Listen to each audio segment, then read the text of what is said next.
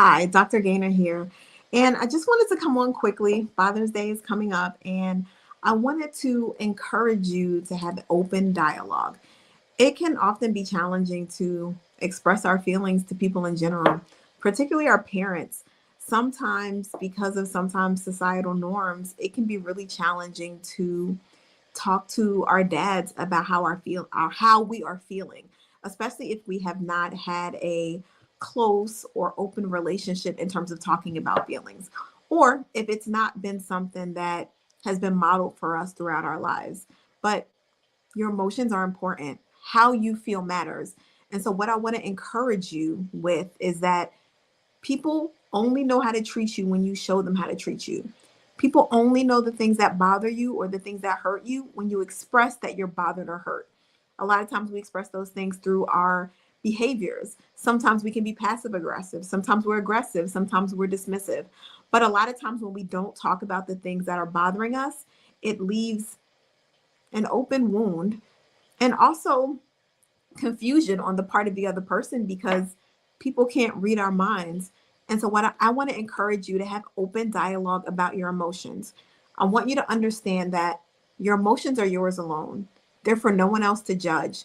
And the more expressive you are, the more open you are about identifying how you feel, what makes you feel good, what doesn't make you feel good, it helps to build and grow relationships.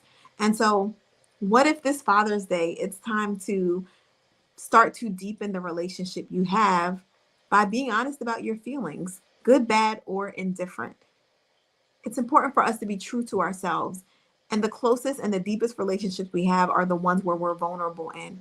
So I would encourage you to take the time to be open and honest about however you feel. And a lot of times when we think about being open and honest, it's about harsh feelings or hard feelings, but it can also be about your appreciation for your dad. Maybe really being happy that he's in your life, or being appreciative of how he helps you, or the role that he plays in your family, or the way that you see him stepping up in life. A lot of times when we don't verbalize what we see in people, the way they impress us, the way they impact us, they don't know.